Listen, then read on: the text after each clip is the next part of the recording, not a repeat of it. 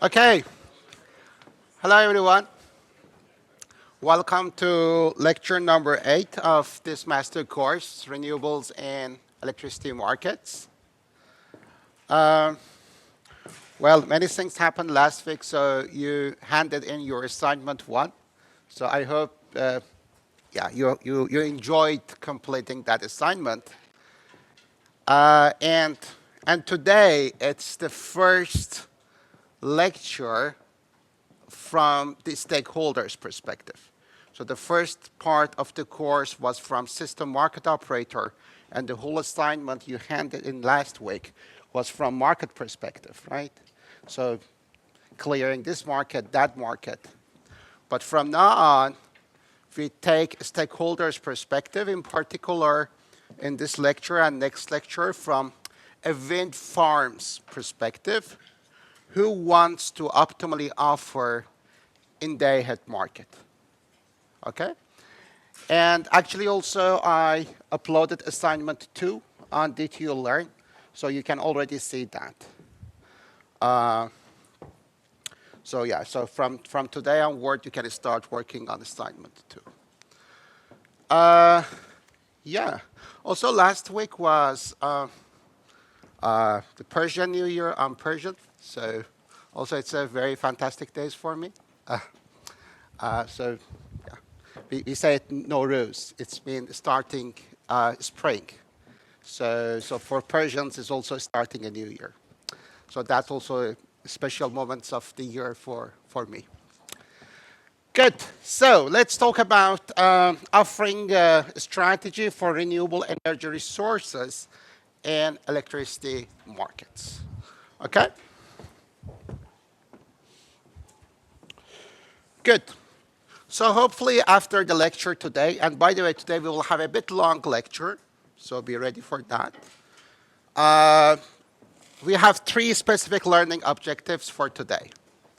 The first one is, hopefully after the lecture today, you will have a better understanding of differences between price taker and price maker market players.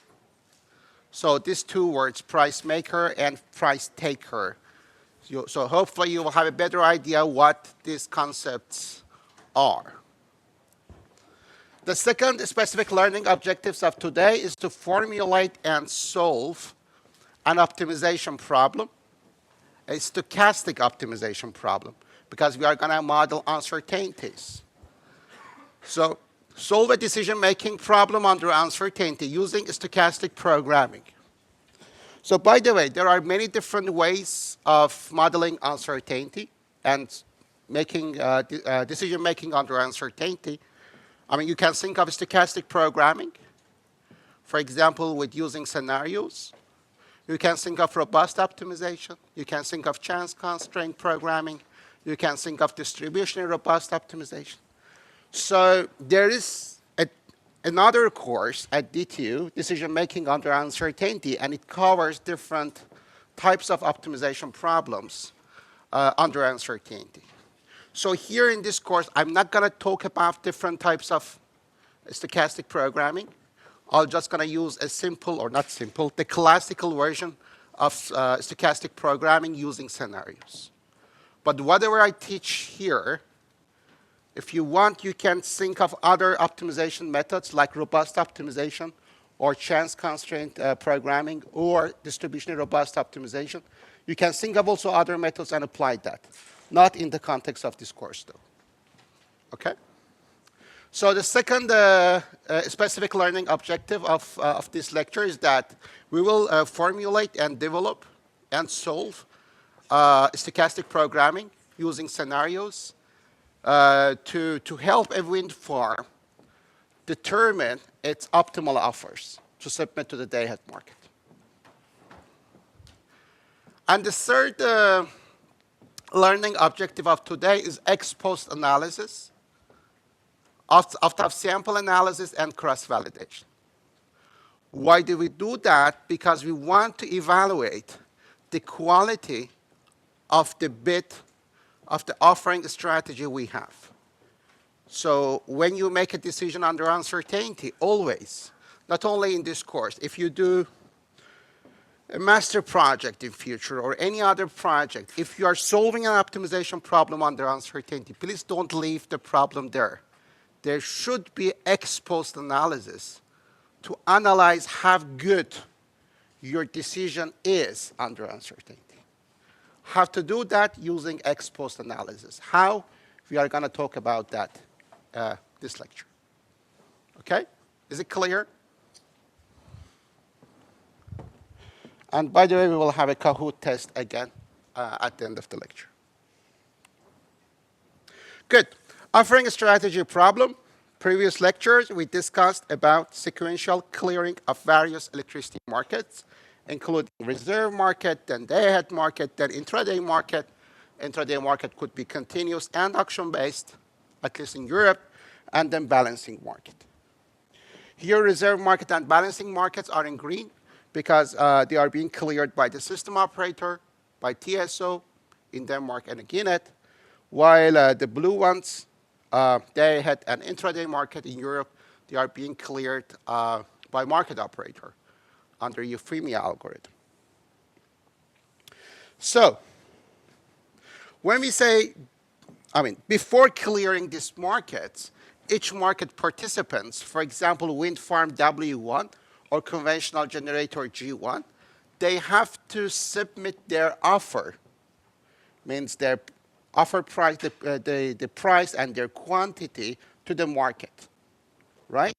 So before running any market. So every market participant, for example, the owner of wind farm or the owner of conventional generator, or maybe we have one owner owning both units, we need to find a way to help that owner to determine its optimal market participation strategy. Or in other words, we call it offering strategy problem. So when we say offering strategy problem, it means that we need to solve an optimization problem, usually under uncertainty. Why? We are going to talk about that. And the outcome of that is the price and the quantity to bid to the market. Okay? Is it clear? Good. So, when we say offering a strategy problem in a general sense, it means and it determines in which market to participate. Only day-ahead or day-ahead and intraday or day-ahead intraday balancing. So it could be multi-market offering problem. Then it should decide how much quantity to offer. For example, the offering decision could be, okay, we would like to submit 10 megawatt in day-ahead market and 2 megawatt in intraday market. And at what price? We are not talking about market clearing price. No, at what price this producer offers to the market. For example, the outcome of this problem could be, okay, we would like to offer 10 megawatt at price 20 euro per megawatt hour to the day-ahead market, and we would like to offer 2 megawatt in the intraday market at price, 25 euro per megawatt hour. And whatever we solve, the objective is maximize the profit, right? Not social welfare anymore. We take a stakeholder's perspective. So to maximize profit. And if our problem is under uncertainty, then we are maximizing our expected profit. Next lecture, we are going to add also risk considerations. So it will be risk-averse profit. But so far, this lecture, expected profit. Also, you can think of the similar problem from demand's perspective. Also, demands, if they are elastic to price, they can solve a bidding strategy problem to determine their optimal bids. Okay? But here in this course, in this lecture, we focus on offering a strategy problem from producer's perspective. Good. But before talking about offering a strategy problem, there are two concepts that we need to define: price taker and price maker. Have you heard of these names before, these terminologies? A few of you? Okay.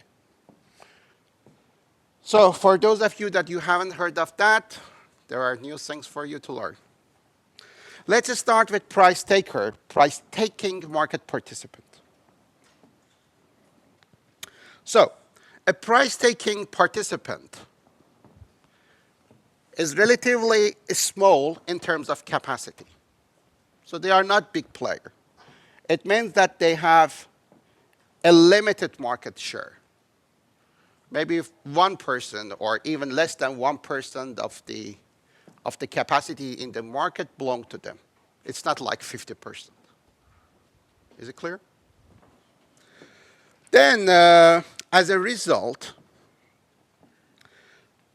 they are unable to influence market clearing outcomes. It means market clearing price, the quantities to be traded, by changing their participation strategy for their own benefit. For example, if I'm price taker, I know that, okay, it doesn't matter at what price and how much quantity I bid, I will not be able to influence market clearing outcomes. My market share is not that high. Okay? But we will discuss about price maker later. Oh, this one. So, this is a bit more formal definition. The price-taking participant does not consider how its offering decisions impact the market clearing outcomes in its offering strategy problem. In other words, it does not model the market clearing price as a function of its offering price or offering quantity. So what I'm saying is as following.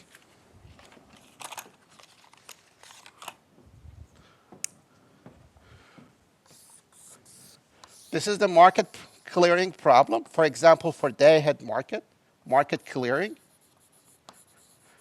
So what you bid your offer as a wind, for example, wind farm perspective. You bid your price and you bid your quantity. And many others also bid to the same market, right? Many others. There are many rivals. And the market clearing outcome, let me find a different color. And the market clearing outcome is market price lambda, let's say the market price, and the quantities.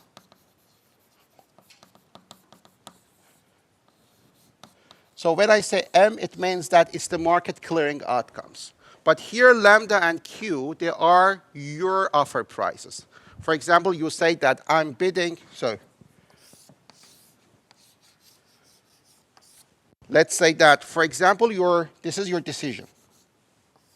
For example, it says that I'm bidding at price lambda, and I'm selling Q megawatt.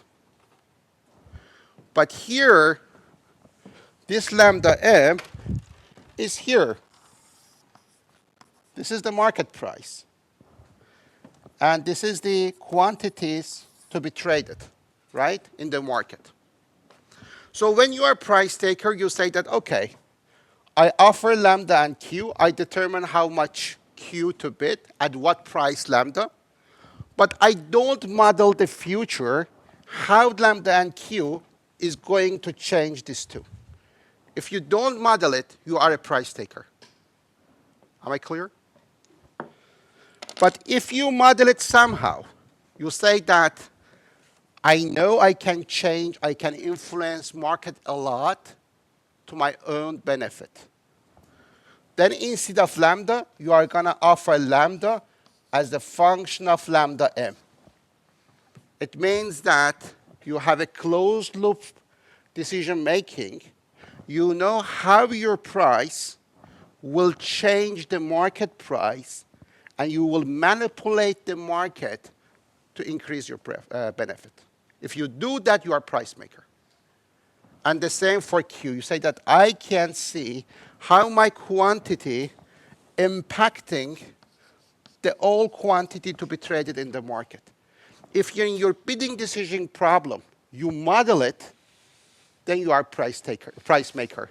If you don't do that, you say that, okay, I'm just offering lambda equal to my production cost, and Q is just simply my installed capacity, then you are not seeing how the future market outcomes will be impacted. Then you are a price taker.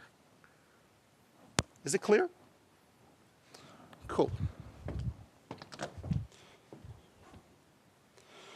So, if you're a price taker, a potential market offering strategy approach for you is, one, you can say, I'm bidding at my true cost, my fuel cost, or if I'm a wind farm, I'm offering at price 0. At what quantity?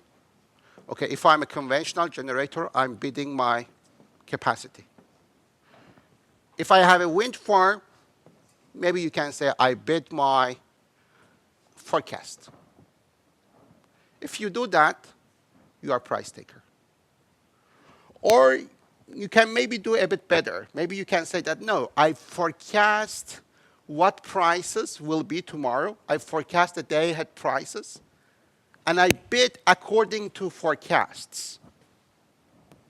Are you changing market clearing outcomes to your own benefit? No. You are not manipulating the market. Again, you are a price taker. Clear?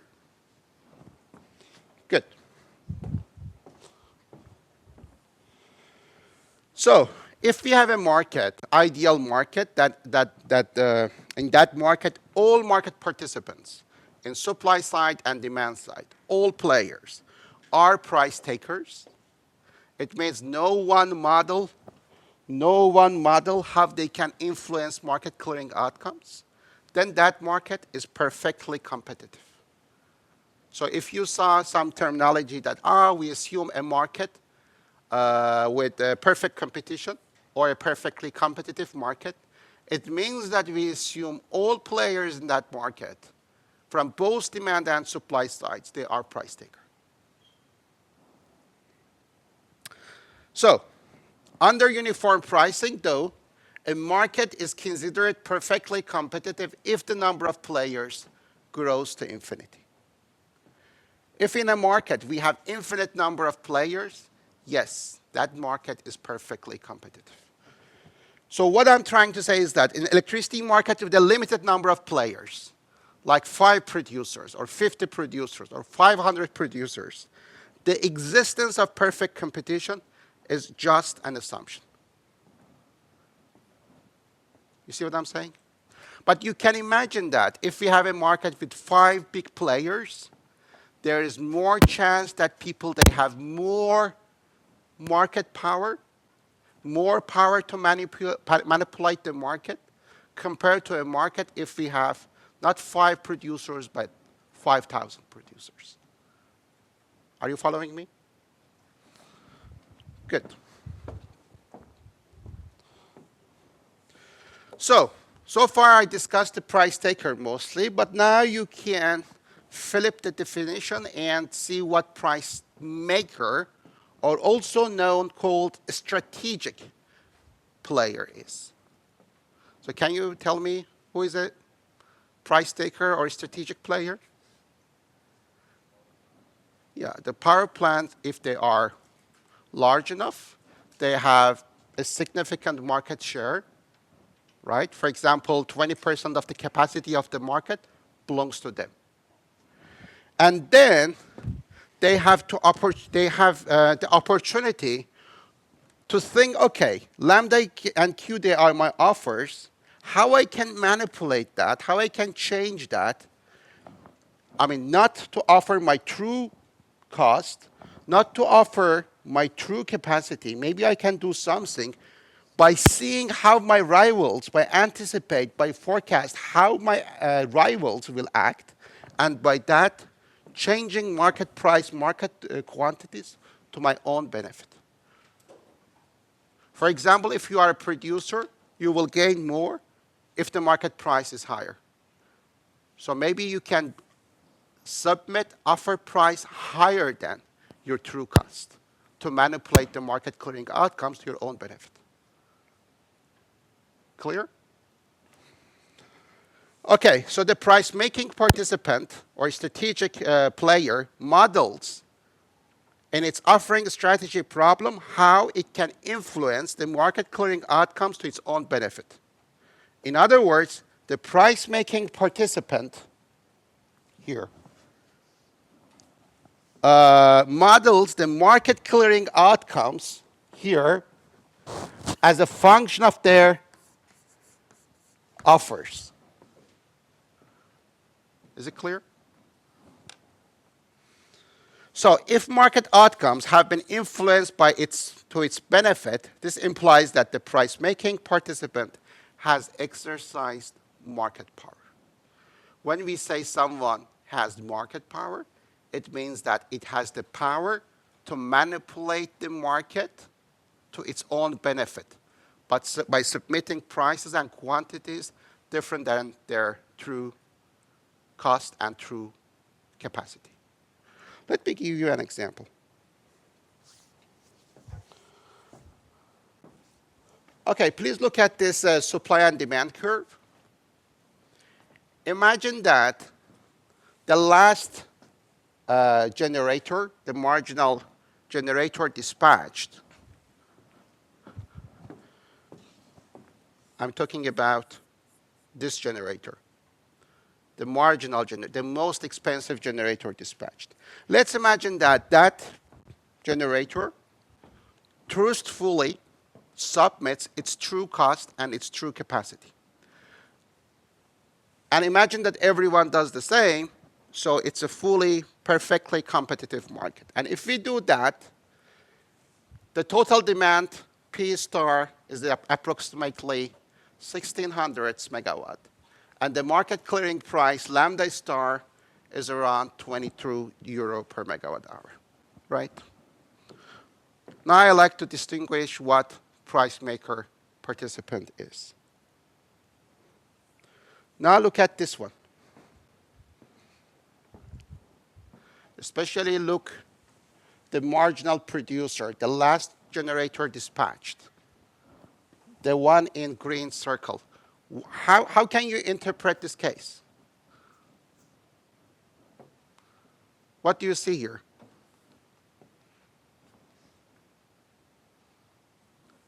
Yes? Much higher price. Yes. Than the Exactly. And what are the consequences? The overall market clearing price rises. The market clearing price increased from 22 to 28, for example. And what happened to P star, the traded power? Decreased. So before we were supplying around 1,600 megawatt, but now we are supplying something like, I don't know, 1,300. You see that? So what happened? The last generator, the marginal producer now, behaving strategically, offering a strategic bid, it leads to decreased demand, the supply demand to 1,350, but the market price increased to 28. Okay, a few questions to you. Is a strategic offering beneficial to the marginal producer? Is it? Is the marginal producer happy? Okay, the market price is increased. So in that sense, yes. But the quantity selling to the market, in this case, decreased. So at the end, we know that the revenue is market price times how much you are selling. So this increased, but this decreased. So overall, you have to see that whether this strategic offering, strategic behavior is beneficial for that generator or not, right? So we can't say that definitely yes. It's case by case. So perhaps. But the second question, do other producers means all the producers here, are they happy? Are they earning more? Yes, they are free riders. Now they will be paid at price 28, not 22. What about demands? Are they happy or unhappy? They are unhappy now. They are paying at a higher price. But the most important question, What's the impact of strategic bidding or having a price maker participant on social welfare? Remember, social welfare is the area between supply and demand curve. Now we have less social welfare. So you can see that strategic behavior, either from demand side or from generation side, it decreases the social welfare. So that's why the market regulators, we will talk about that, they monitor and they try to monitor and detect market power exercising, the strategic bidding. And they will try to avoid it. Why? Because this is against the social welfare. Good.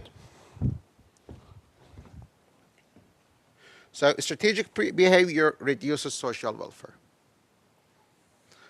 So here I'll talk a bit about strategic offering, but I will leave it for your own study afterwards. But I'm just trying to give you initial idea how one can model strategic bidding or offering.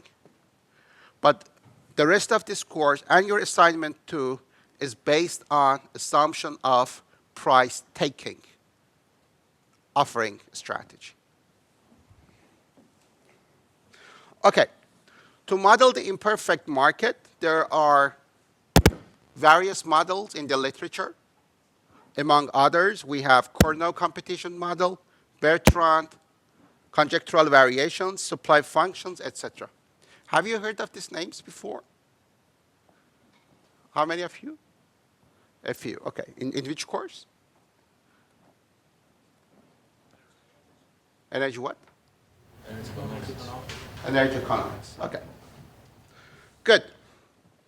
So, the famous model for modeling imperfect market is something called Cournot competition or Cournot model. In Cournot model, each producer assumes that it can change the market clearing outcomes through its production level. In other words, producers compete based on their quantities. Let me give you an example. For example, assume, just an example, two strategic producers, producer 1 and producer 2.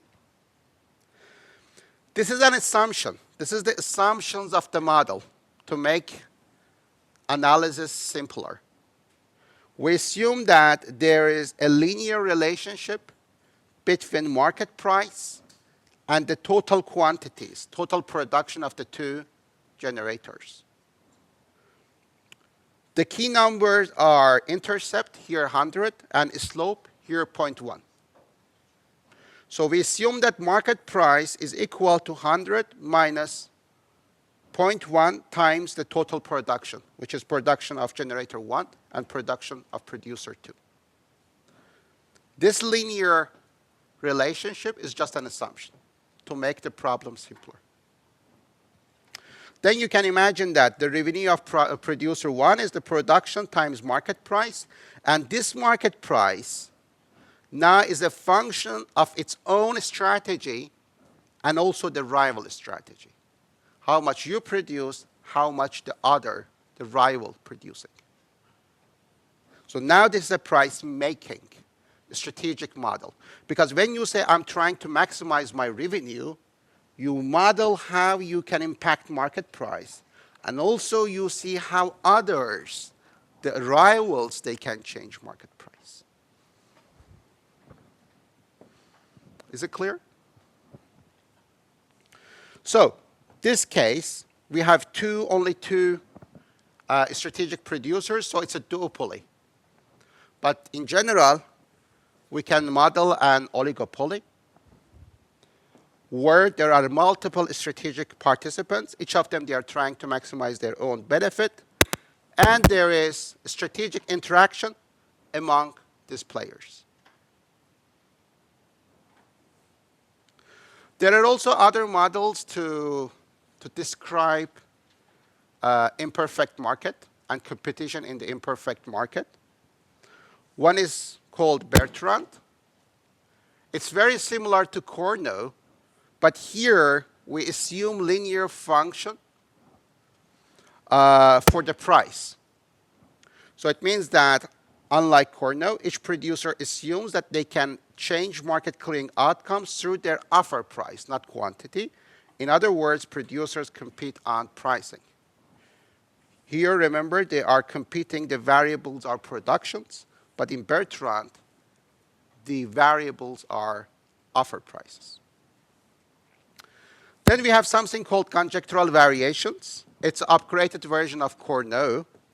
And in this model, the production strategy of each producer impacts not only the market price, but also the production strategy of rivals, which are modeled by a given reaction parameters. What does it mean? It means that,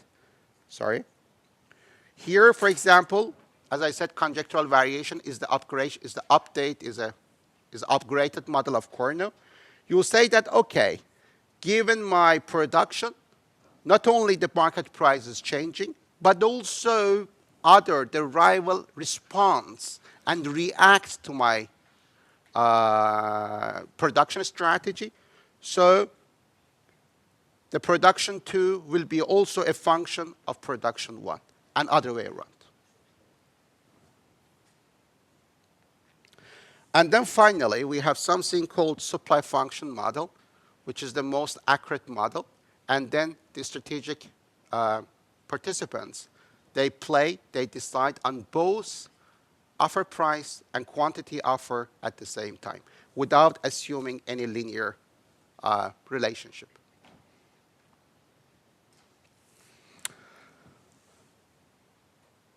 I leave the description of price maker modeling here. You will not learn more about that in this course. Your assignment 2 is not about that. But the main reason I explained them is for you to have some initial idea. If you like to model a market equilibrium where players, maybe one, maybe more than one player, they exercise market power, how we can model it mathematically. Okay? Good. So, do you remember Acer? We described that, we defined who Acer is in lecture number 2, right? Acer is European Union Agency for the Cooperation of Energy Regulators. So it's the union of national regulators. And who is the Danish regulator? It's Danish Utility Regulator, DUR. So Acer actually in 2011, they published something called REMIT. What REMIT stands for? The Regulation of the Wholesale Energy Market Integrity and Transparency. You can read more about REMIT here in this link. So Acer, this is the text I copied from the link. Acer, as the EU agency, and the national energy regulators, like Danish regulator, they protect energy markets, day-ahead market, intraday market, balancing market, from abuse, building trust that energy markets work well for businesses and citizens. It's important that wholesale energy market functions well and that prices are determined in a fair way. It's a bit fuzzy, but definition. But the main point is that the regulators, they monitor the market to make sure that different players, either from generation side or demand side, they are not exercising market power. But is it easy to monitor that? Not at all. So REMIT came into force in 2011 to support open and fair competition in the European wholesale energy markets. So by law, a strategic offering is not allowed. But is it happening? Yes. Yes. But that's the job of regulators to be able to detect it. This is an example. A few days ago, I found it on my LinkedIn, posted by by Acer. Maybe you can read it for a second, for a minute.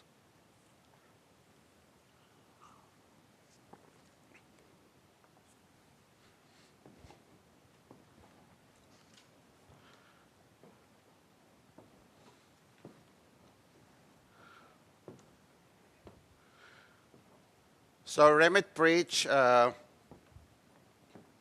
Denmark fine for manipulating the Nordic wholesale electricity market. So here in this case, I'm not going to go in details, but the Danish utility regulator managed to detect a case happened in 3rd of January 2020, actually 5 years ago, but it's published recently, that a generator or trader manipulated market. And it may happen in different ways. So if you are interested to know what happened, you can check the report. Good.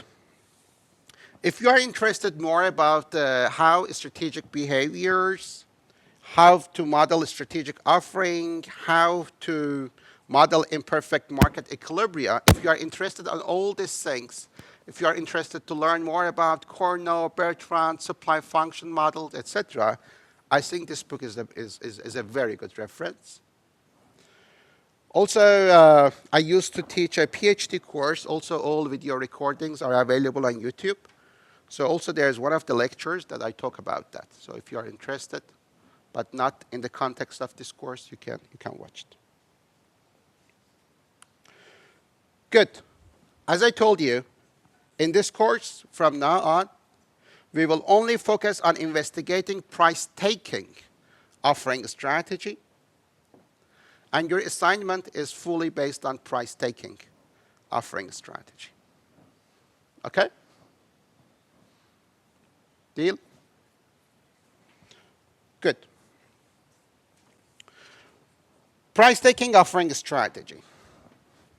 This is the two curves I got from Fingrid, Finnish TSO, and they are for the date of 3rd of February 2021.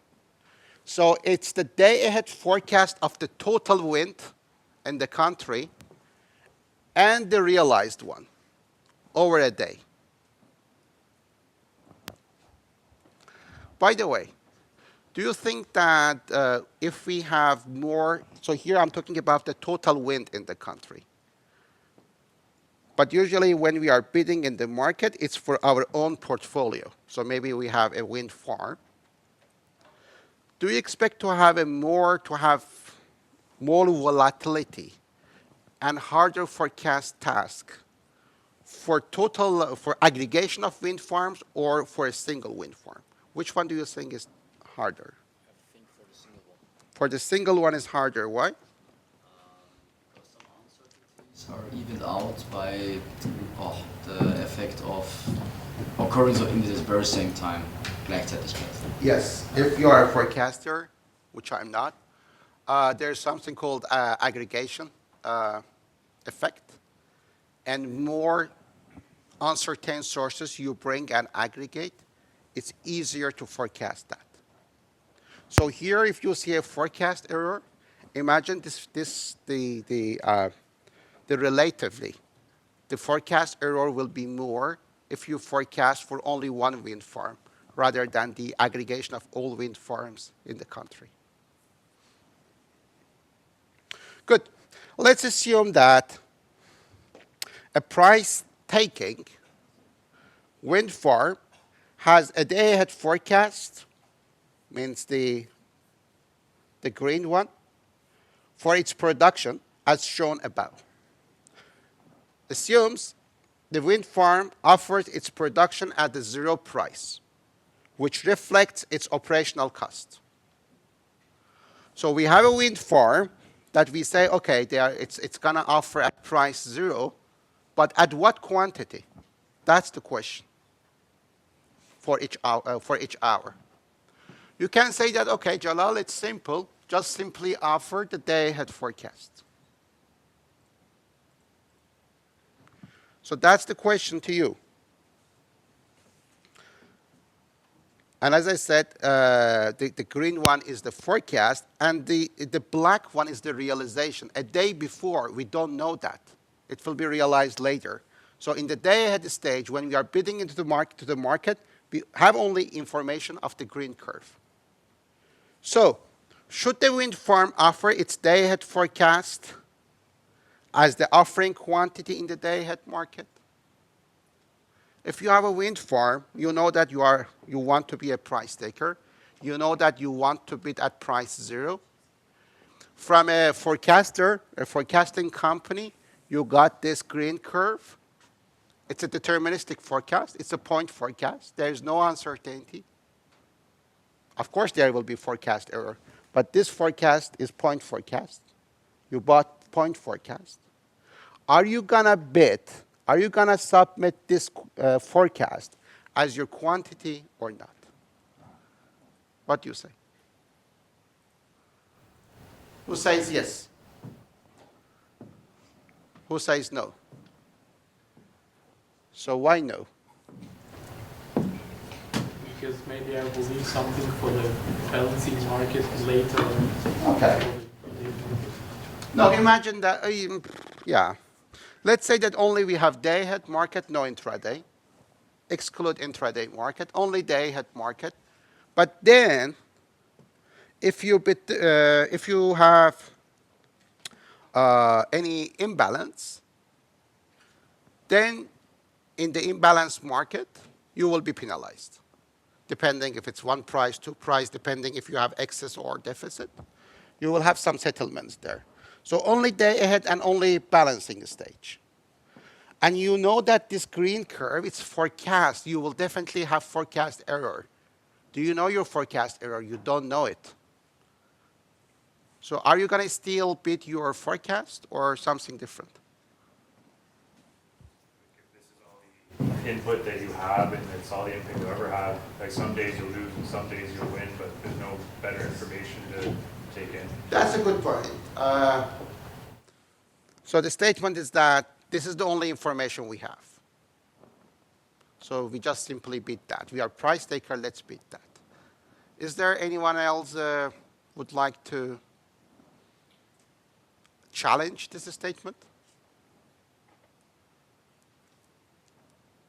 What are the consequences of imbalance? Are the consequences the same? Consequences means that either you are going to have a deficit or excess. Depending on what you bid in real time, you're going to have excess or deficit, right? Are the consequences the same? If the consequences are different, the penalty for excess and deficit is different, are you going to still beat your forecast? No. But the problem is that you don't know what the penalty will be, right? It depends also on the system needs. If you are causing a deficit, also system has deficit, it's a different story if you have a deficit but system has excess.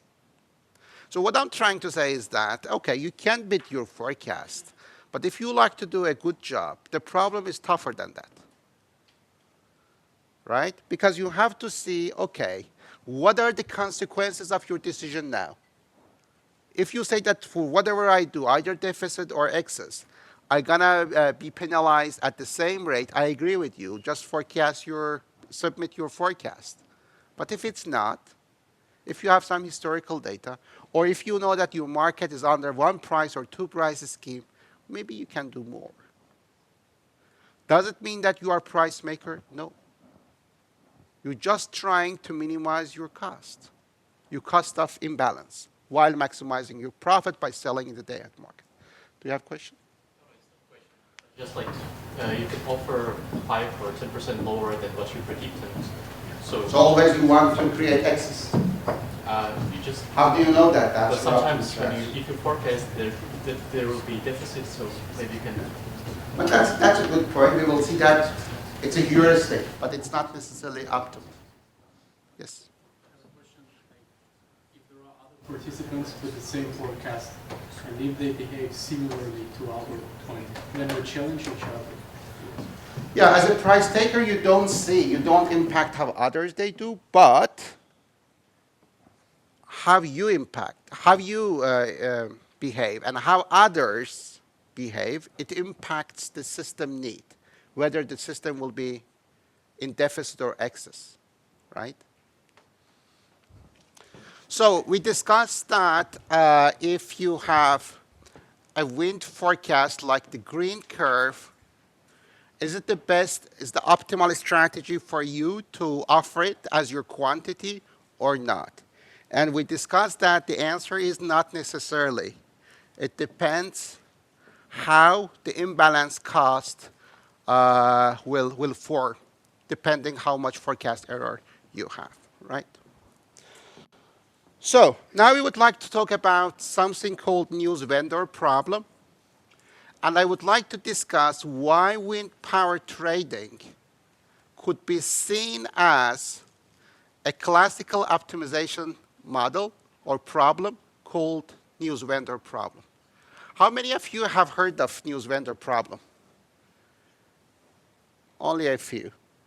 Okay, so if you take any optimization course with linear programming and talking about uncertainty, one of the famous problems is Newsvendor problem. I'll explain that, and then you will see why wind power trading problem looks like that. Okay? So, what is the Newsvendor problem? So, a newspaper vendor like this boy must decide each morning how many copies of the day's paper to purchase, given the uncertainty in demand. So every day morning, we should decide how many papers of the day we should buy. But we don't know by end of the day how many papers we will manage to sell. So let's a bit elaborate on that. Why not to buy too many papers? If you buy too many papers, so let's say that, okay, historically, every day we sell something between 100 and 200 papers. Why not to buy 250 papers in the morning to be on the safe side? Because they're certainly worthless the day after. Yeah, it will be worthless. The day after, they are worthless. What about buying then little? Not too many. If historically we sell something between 100 and 200, let's buy 50 to be on the safe side. Is it okay? An opportunity to sell more. Then we are going to miss the opportunity to sell more papers. That's the problem.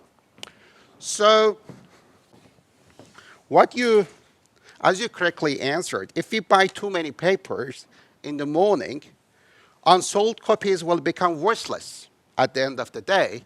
And if we don't buy enough papers, there is a loss of opportunity to sell more papers. So here we have uncertainty in demand. In the morning that we should decide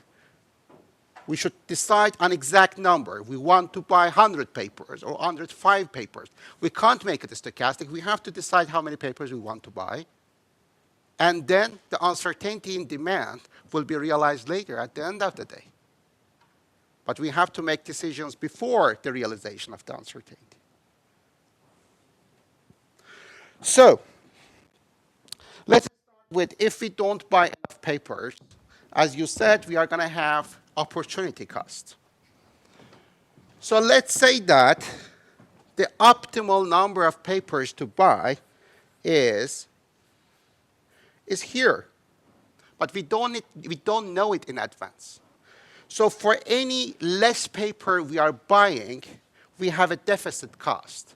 We have an opportunity cost. For example, if you buy one less paper, your opportunity cost is $10. If you buy two less papers, less than optimal, you will have $20 opportunity cost. So we have a deficit cost, right? So loss in euro. Let's say that this is exactly how much paper we are going to sell, but we don't know it in advance. For any less papers we are buying, we have opportunity cost. On the other hand, if we buy too many papers, then we have a paper which is worthless, right? So for example, we have this kind of curve. If we buy 1 more, 2 more, or 3 more papers in the morning, we have a different cost. And what is interesting is that the slope of these curves are not necessarily identical, right? Maybe for any less paper you are buying, the opportunity cost maybe is like 10 euro per paper. And maybe here, the slope is, I don't know, 8 euro per paper, right? But any Newsvendor problem has a loss function like this. Sometimes also we have uncertainty about this cost. So here I say that, okay, the cost of deficit and excess is 10 and 8. But sometimes that also is uncertain. And the idea of the Newsvendor problem, ideally, is to find this point where you don't have any cost.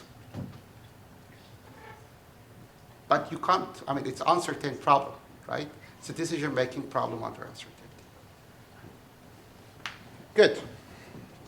So as I said, the slopes of deficit and excess cost could be different, and this is the optimal point. Ideally, we are trying to find it. So, do you see any similarity of this problem with wind power trading? How do you see that? I mean, you don't know if there's going to be more wind or less wind. Okay. So when you're setting the price, I mean, yeah, it could be an excess or...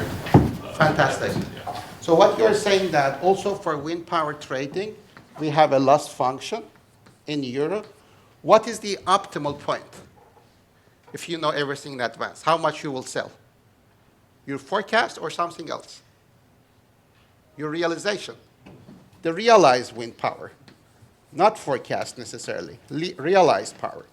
If in the day-ahead market you have a perfect forecast and you manage to forecast perfectly how much you are going to produce, you are going to beat that, then your imbalance is 0, then no cost, no future cost. Cool. But if you sell less than your realization, what kind of cost you have? Yes? Yeah, the balancing costs. The balancing cost. So if we are in this area, are we going to have excess or deficit?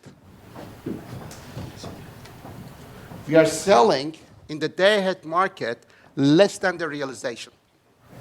So we are going to have excess, right?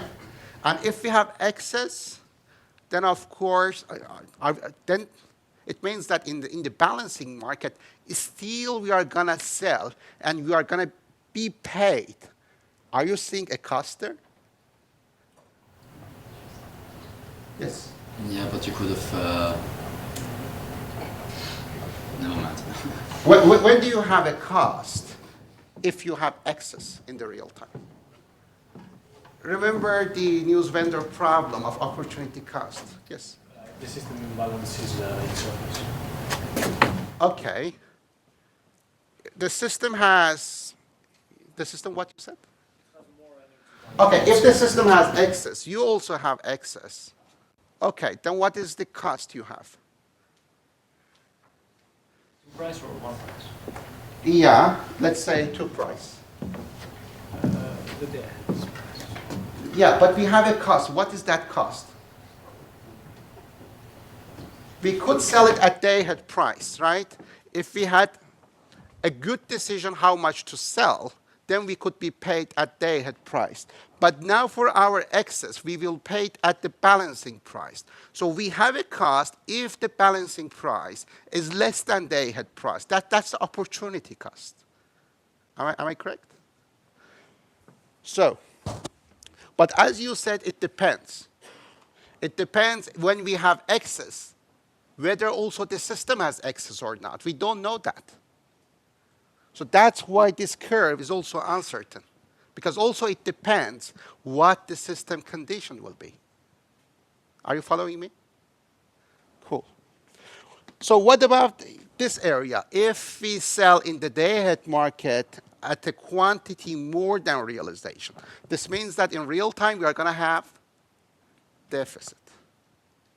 It means that we have deficit, so the market operator, or sorry, system operator should go and activate some reserve resources to compensate our deficit.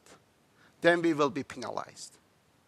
But of course, also we are paid in day-ahead market for what extra we are selling, but then we will be penalized. But again, there will be a cost in the real time. But again, it depends. When we are causing a deficit, whether also system has a deficit or excess. Is our imbalance is desired or not? Is it helping the system or not? Right? Good. So hopefully you see that also wind power trading problem is actually a Newsvendor problem. So instead of a newspaper vendor, we have a wind farm. So a wind farm must decide each morning how much wind power to sell, given the uncertainty in supply. So in the classical Newsvendor problem, the uncertainty is in demand. How much newspaper I going to manage to sell. So how much I have to buy in the morning. While for wind power, it's opposite, right? The uncertainty is in the production side, in the supply side. How much I going to produce. But the principles are the same. Good. So also we discussed that if we sell too much power or we sell too little power in the day-ahead market, what kind of costs we will have. And as we said, it depends also what the system condition will be. Okay, we are going to talk more about that. So remember, this is a recall from lecture 5A. Also in your assignment 1, you did something for two-stage and, one price and two price balancing schemes, right? Again, we need these concepts. So let me see how much you remember from assignment 2 and also lecture 5A. If we have a two-price scheme, which is not the case anymore in Denmark, is there any chance we can earn profit in the balancing market? No. Always, we will be paid or charged at balancing price or day-ahead price. Always going to the balancing stage is a cost for us under two price scheme. With one price scheme, if you remember, we will be paid or charged at balancing price. It doesn't matter whether we are helping the system. So we actually may earn profit or we may have cost in the balancing stage under one price scheme. Okay, as you see in the definition of Newsvendor problem, if we go to the balancing stage, always we have a cost. Just the question is that which side of this loss function we are and what is the slope. So if we say that we have a problem that the imbalance may, by creating imbalance, we may have profit, then it's not Newsvendor problem anymore. Do you see that? So under two price scheme, it is actually a Newsvendor problem because causing any kind of imbalance is a cost. But in one price scheme, it's not necessarily the case. We may earn profit if we manage to forecast what the system status will be. If, for example, system has excess, we put our position in deficit or other way around, we can earn profit. So if we have one price scheme, it's not a Newsvendor problem. Good. So if you are interested in Newsvendor problem and under uncertainty, there are, under some assumptions for Newsvendor problem, for wind trading, for two price scheme, there are analytical solutions. And if you are interested in that, you can watch the video recording of Pierre Princeton. I provided the link Also, you can read his very nice paper on that. But remember, when we talk about one price scheme, it's not a Newsvendor problem anymore. Good. Let's work on an optimization problem for price-taking offering strategy. For simplicity, let's say only we have day-ahead and balancing market, and we are ignoring, I don't know, intraday markets, reserve markets, etc. Right? For simplicity. Good. This is what you are going to work in your assignments 1.1 to 1.4. We want to develop an optimization problem. Objective function is profit maximization. Who solves that? A price taker wind farm. What are the input data to this optimization problem? The input data are day ahead wind power forecast for each time period of the next day. For example, every hour of the next day, like the green forecast curve I showed you in the other slide. So for every hour of the next day, what is our forecast for wind power? Also, the same forecast, the same means in the same time period, for the day-ahead price. We are forecasting that. We are not modeling how to change it because we are not price maker, but we can forecast what the price will be tomorrow for every hour. The third one is balancing prices. Forecasting balancing prices is very complex, right? But let's say that we have it.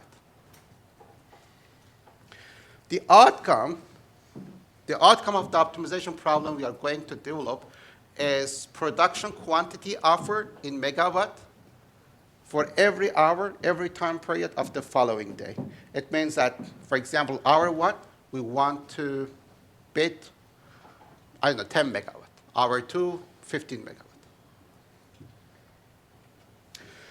An assumption so far, we assume that our forecast is deterministic. We have single points. For example, you manage to buy deterministic single point forecasts from a forecasting company. But soon we are going to relax it by adding uncertainty.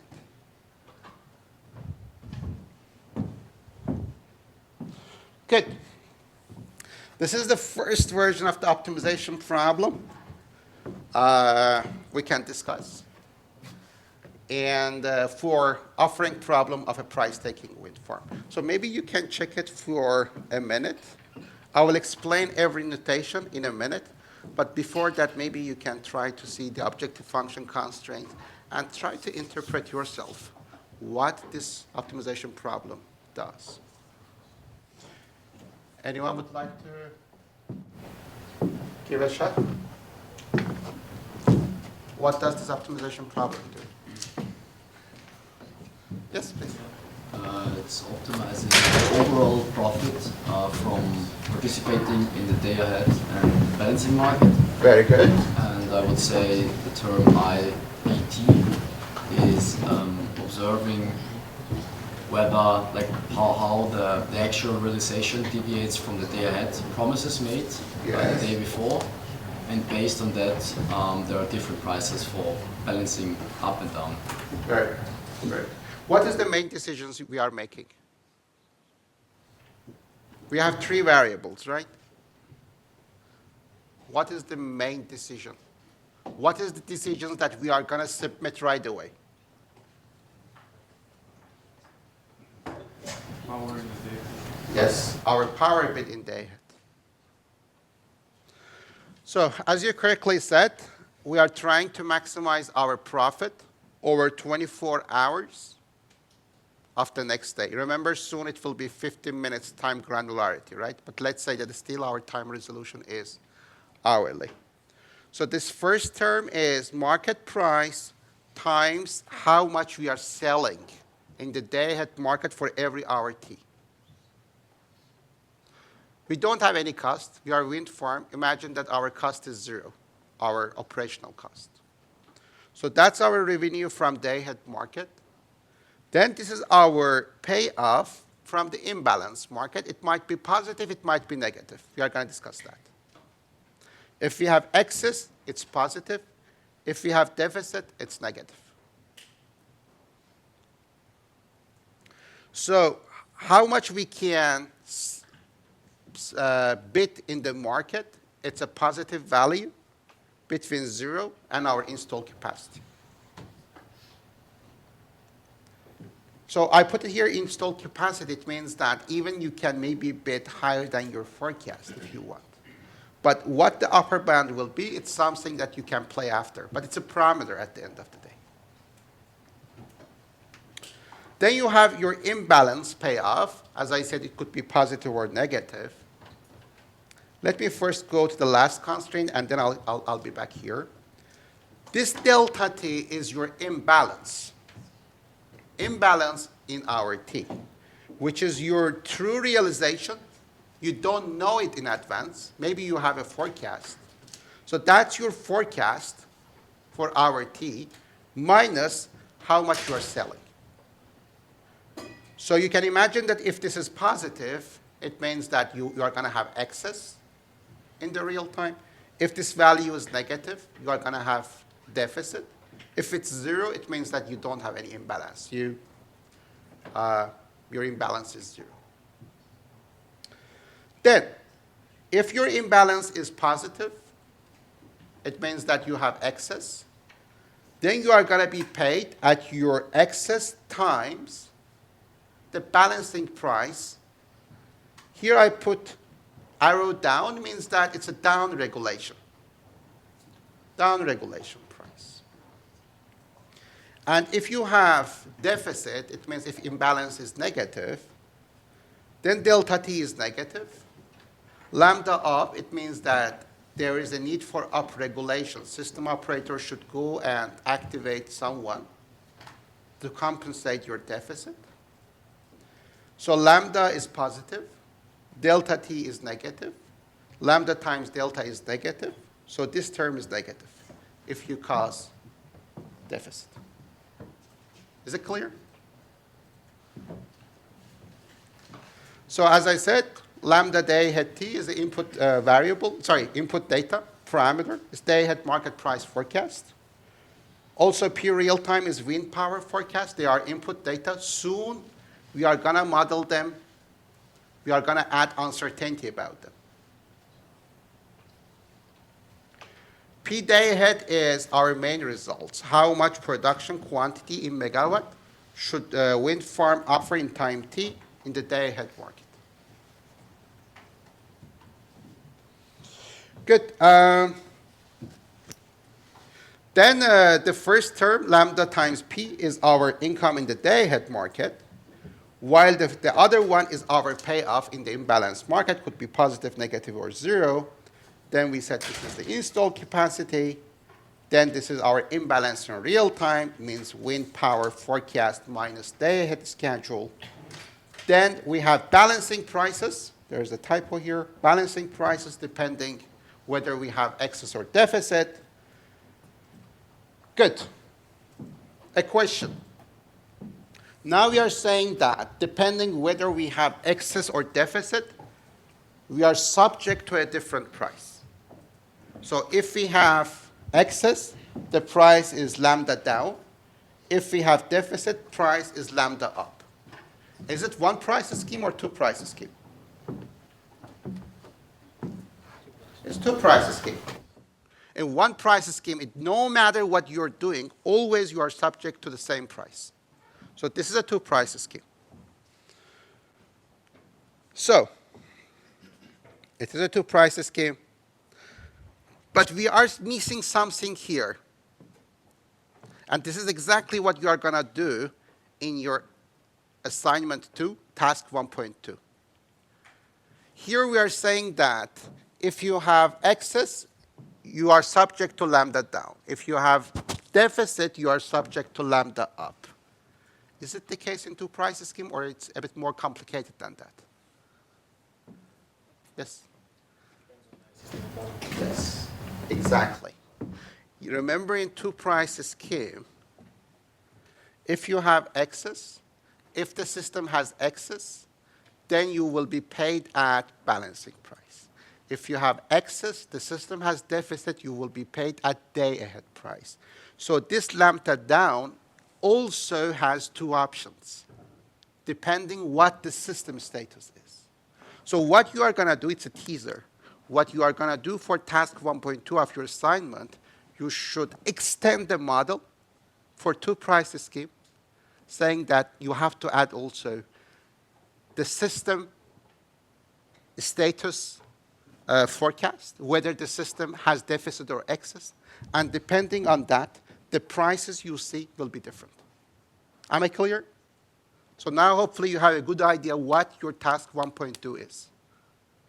Your task 1.1 is, again, the similar problem, but under one price scheme. It's easy one. Then we don't mind what the system status is. We don't mind if we have deficit or excess. Always the balancing price is fixed. Cool? Good. A good teaser. So the first one is income for excess, and the second one is a cost for deficit.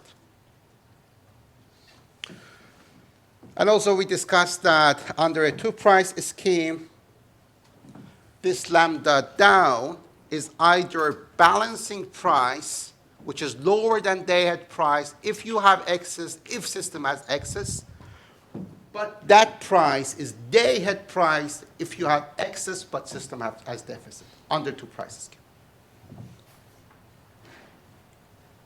But under one price scheme, it's always balancing price, no matter what the system condition is.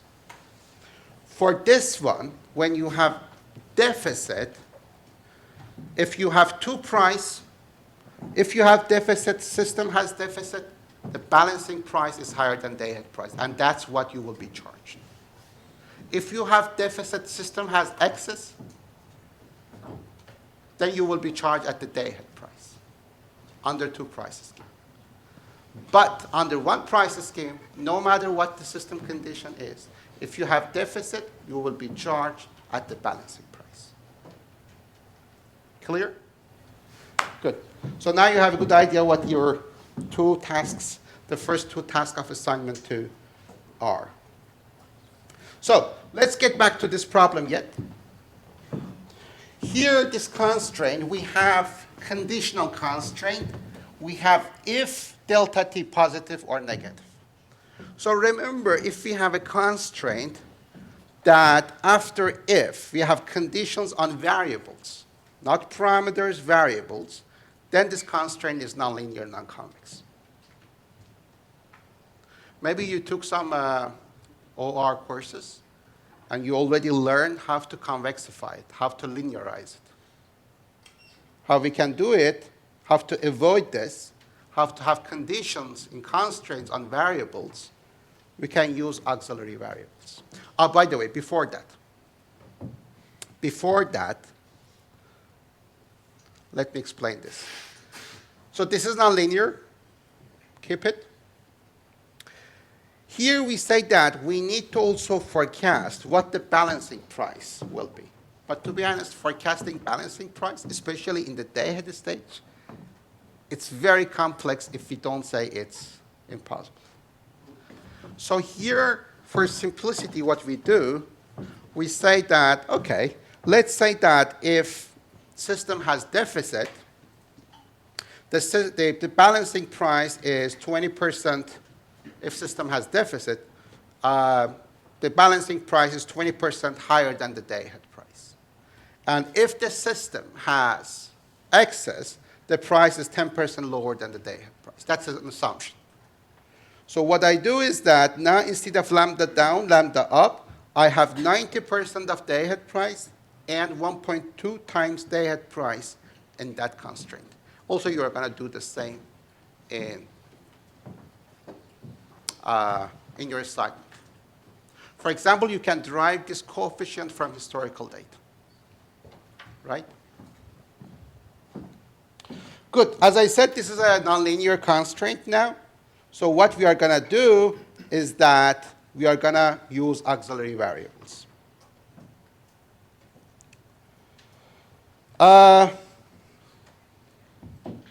Yeah, and also we are going to add uncertainties soon to the model. Okay, let's look at this, how we can linearize that, how we can convexify it. We can do like this. So this constraint is now replaced by this.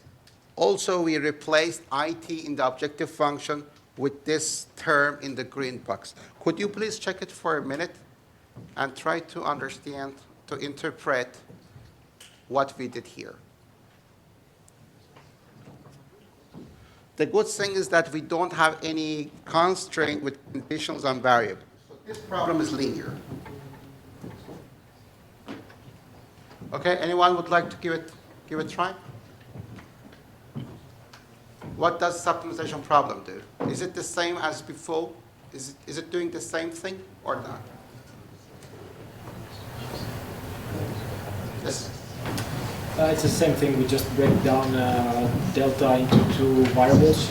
So we break down delta t to two variables, yes? And in the case we offer, in case where delta t with the up vector is positive, we gain an extra profit. While if it is negative, we are penalized for that. Exactly. So what we do, we split, we decompose our imbalance to when we have excess minus what we have when we have deficit. We impose that both of them are non-negative. And then in the objective function, we say that if we have excess, we are going to be paid, so it's a positive, but at the price lower than day ahead price. And if we have if we have deficit, we are going to be charged at a price higher than day ahead price. Now, this problem is linear. There is no nonlinear function. Why we like a linear optimization problem? Because when we solve it, the solution, we can guarantee it's a globally optimal. So, for example, if delta T is positive, 20 megawatt, we expect that this delta up will take value 20, and delta down will take value 0. But why not? This may take 21, this may take 1. It's also an option. Is it going to be the case? Am I clear what I'm saying? Let's say that delta T is excess 20 megawatt plus 20. Then we hope that delta up will be 20, delta down will be 0. That's our ideal, what we want.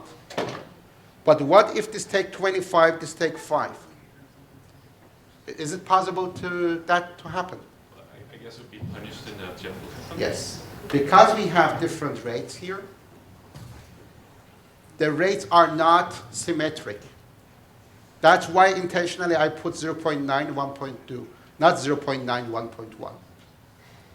It's asymmetric penalization. So always you will try to make one of them equal to 0. So if, for example, delta T is minus 20, now delta up will take value of 0, delta down will take the value of 20. Clear? So because of the optimization problem, always, because the coefficients are asymmetric, always one of these two will be equal to 0. Yes? For the second and third constraints, This it's more one? just like the variable delta t.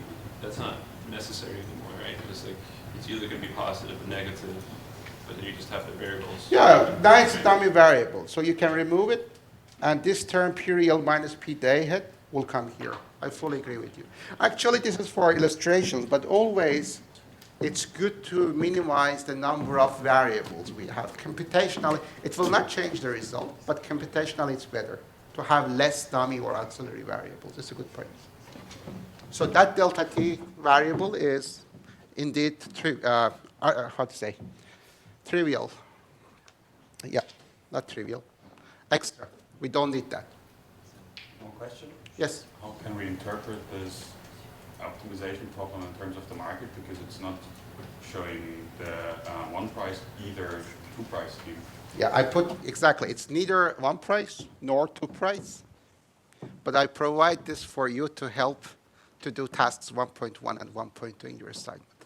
This one exactly, it's neither one price because you see two different prices, and it's also not two price because we don't have system condition to say that, if you are helping, the coefficient is 1. If you are not helping, the coefficient is either 0.9 or 1.2. I fully agree, this is neither one price nor two price, but it's a basis for you to change it, modify it for your tasks 1.1 and 1.2 in your assignment. Is it clear? I provide this on purpose. Very good. So, uncertainty. How many of you took or will take decision making under uncertainty course? Okay. For others, if still you are looking for elective courses, please take it. Okay? Just a tip. Okay. This is a very nice figure from my colleague Pierre Pinson. So I stole that figure from his website. And that's the forecast of wind power. And as you see, now not only we have this red forecast, which is the expected forecast of wind farm for every following hour, but also you can see the distribution of the forecast.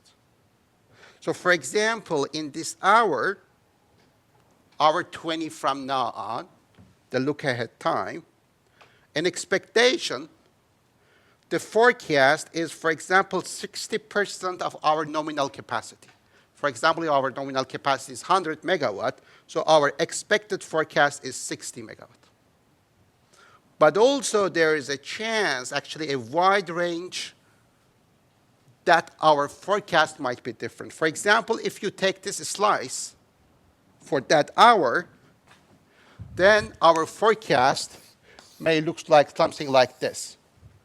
So that's the PDF, probability distribution function of our wind farm for example, our 20. And our expected forecast is something like 60 megawatt, for example, here. But also our forecast can be something between 20 and 90. So for example, this is 20, this is 90. Is it clear?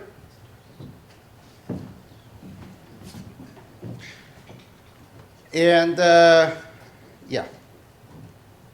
So that's probabilistic forecast of your uncertain parameters.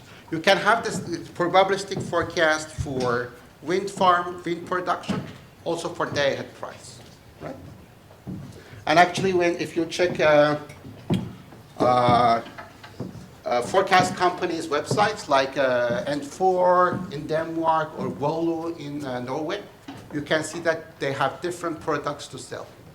You can, for example, buy only the deterministic forecast, the red one, or also you can buy the probabilistic forecast, like this.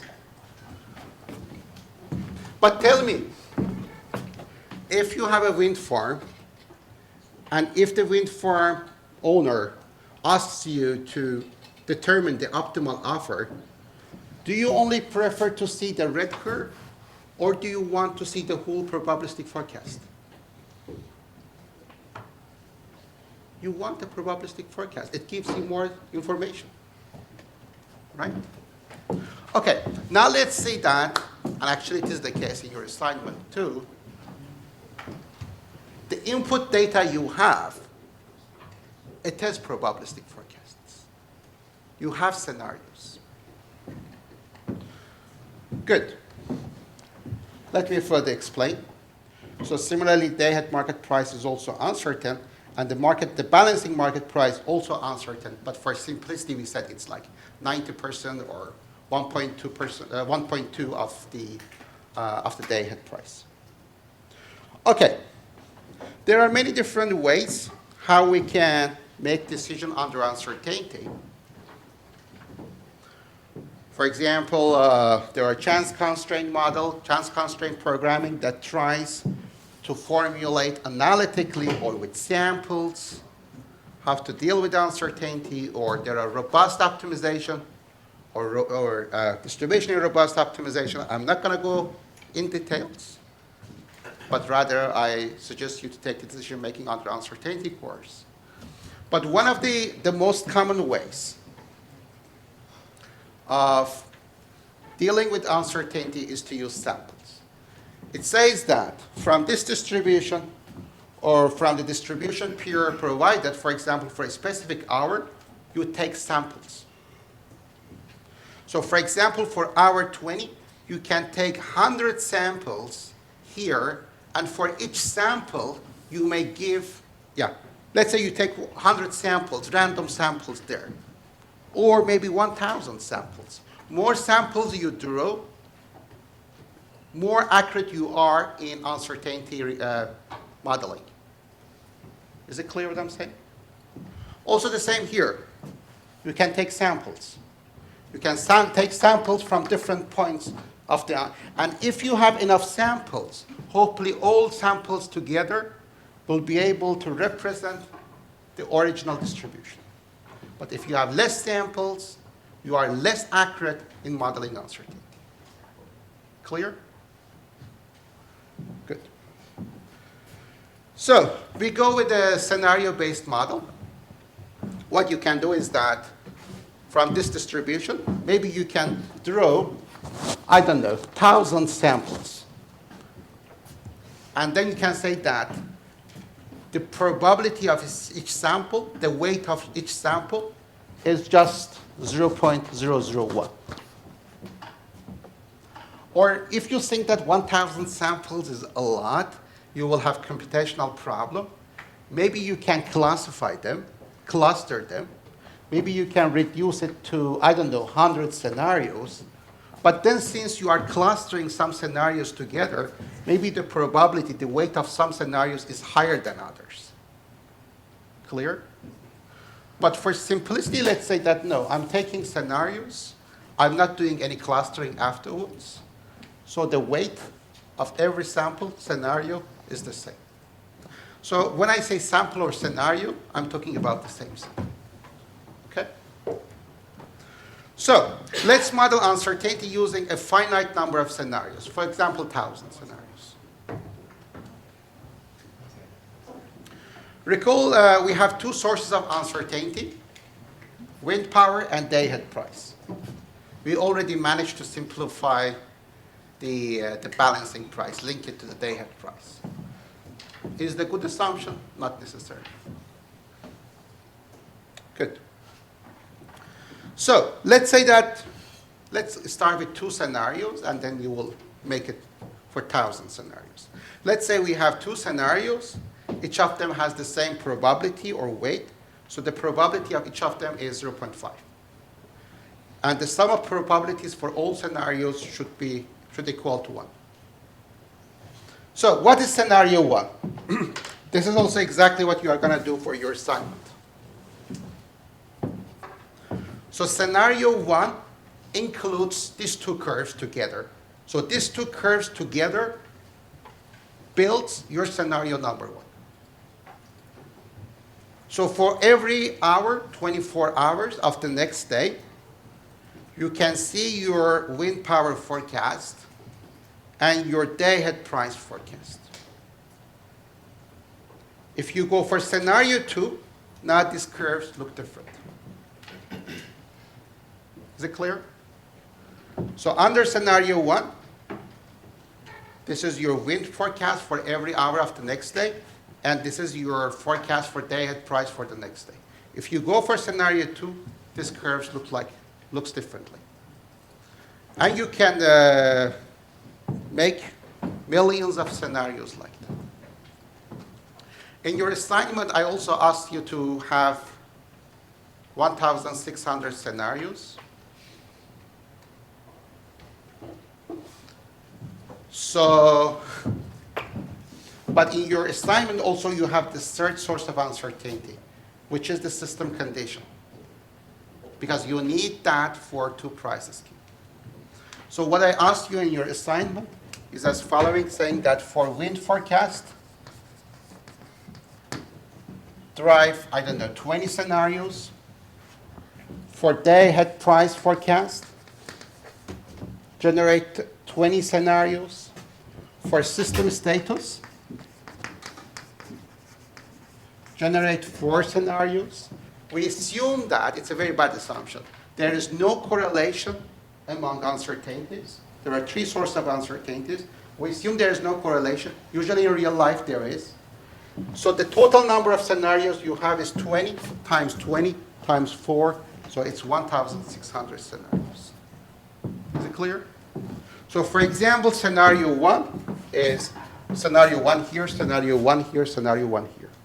Scenario number 2 is scenario 1 here, scenario 1 here, scenario 2 here. Okay. And how you can generate scenarios, I also explained your assignment. To make the life simple, we take the historical realizations as one scenario for future. So you can, I provided you some links, so you can look at the historical data for each historical day, and you can take 20 scenarios here, each of them realization for a past day. The same here, and for here you can draw, it's just a two-state system, excess or deficit, right? And for example, you can use different distributions like Bernoulli, sample it to get, for example, one sample here could be, okay, hour 1 we have deficit, hour 2 we have excess, hour 3 we have deficit. So you can use different distributions to generate that two-state distribution. Is it clear? Yes? It would not be better to take like the realization of wind power and the day ahead at the same time to more realistic Thank you. scenario? Thank you. If you take these scenarios from the same day, same historical data, that would be fantastic. Good point. You had a question? Someone has a question? Yeah, here. How do we assume 4 scenarios for system balance since we only have surplus or deficit? Yeah. So what's the question? It's either 0 or 1. Right? Yeah, 0 or 1. Yeah. So there are distributions like Bernoulli distribution. When you draw it, it's either 0 or 1. You can say, for example, 0 is deficit, 1 is excess, something like that. Or you can use also historical data. So in Aginet, remember I provided you, or also in Nord Pool website, you can see the status, the imbalanced status in historical data. Also you can get from the historical data. Even it might be even better. If you manage to get the same dates for all of them, it would be even nicer. And you have plenty of time to do that, right? To work on your historical data. Good. Let's say that you have your scenarios. Any questions so far? Good. Let's say, for example, you have 4 scenarios. So what's happening here? What are we doing? You say we have 4 scenarios. Each of them has a probability of 0.25, the same probability. And what we are going to see here is what is the true realization of wind farm, wind production, what is the true realization of day-ahead price, what is the true realization of system status in terms of deficit or excess. And then in this stage, on the different scenarios, we are going to know how much imbalance we have and how much cost or profit we are going to get, right? Depending if we have excess or deficit. But all the scenarios are going to happen later. But now at this point of time, today, we need to make a decision how much power, wind power, we are selling. We can't say that today to Nord Pool. Okay, I have 4 scenarios. If scenario 1 happens, my day-ahead bid is 10 megawatt. If my scenario 2 happens in future, my bid today is 15. No, we can't say that. For whatever scenarios we have, we should come up with a single value as our offer quantity. So that's our decision here, our first stage decision, our P day ahead decision here. And then after this decision, in real time, we will see which scenario is happening. Is clear? And when we are saying we are maximizing our profit, we maximize our profit in expectation. Because if scenario happens, my profit will be my profit in day ahead plus my profit or cost under scenario 1, which is different than that profit in scenario 2. So when I'm trying to maximize my profit in this stage, I'm trying to maximize my profit in expectation for all 4 scenarios.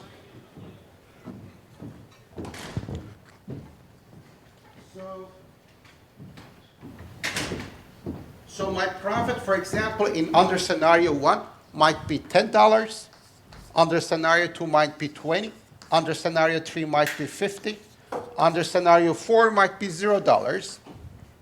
So what I'm trying to maximize is the expected of this 4. I'm not trying to maximize my profit per scenario, but an expectation.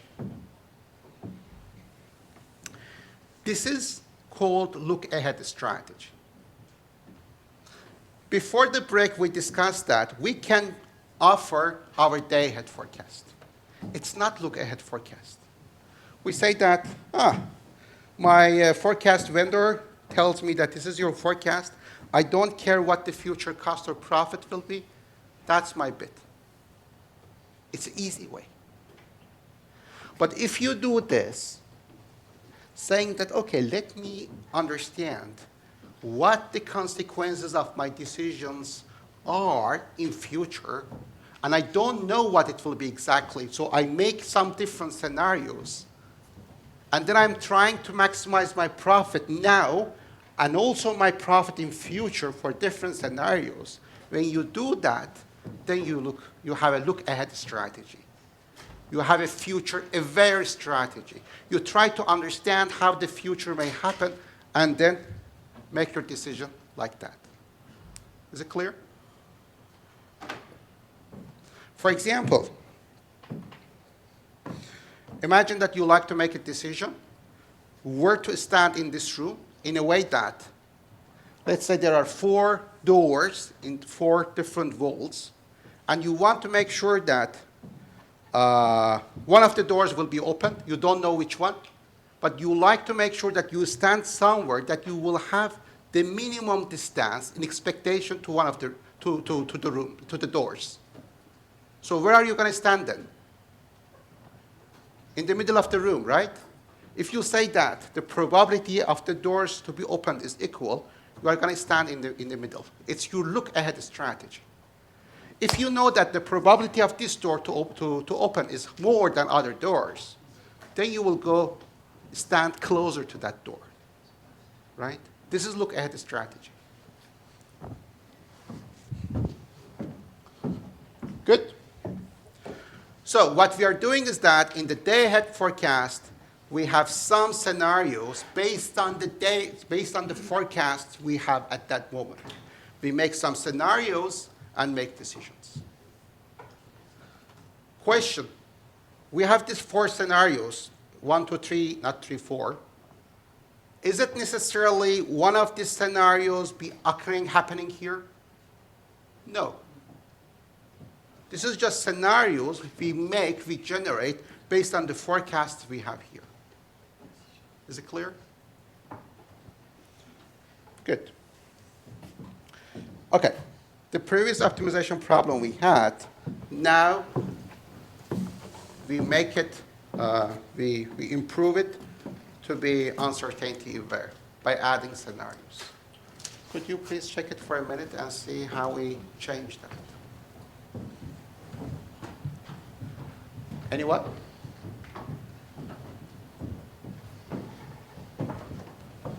Anyone would like to give a shot and explain? Yes, please. Yeah. We now have 2 sets, like the time of like 24 hours and the scenarios. Exactly. which might be 1,600, for example. So in total, we are solving 1,600 optimizations. And each of them, we value with the probability pi to get a weight on them. And this way, solve for the 24 hours. Sorry, how many optimization problems do we have? 1,600 times 24. If we Uh, have the scenarios. yeah, but are we solving these problems, optimization problems, separately or all at the same time? I would have thought separately. Okay, we will Each get back to scenario. this. Yeah, I'll explain that. Yeah, so let's go. So what is the objective function? Profit over. The profit for every scenarios, right? Yes, the expected profit. So we are trying to maximize our expected profit. And then you see that the constraints are almost the same as before. I'll get back to that. So we have set of time periods, 24 hours.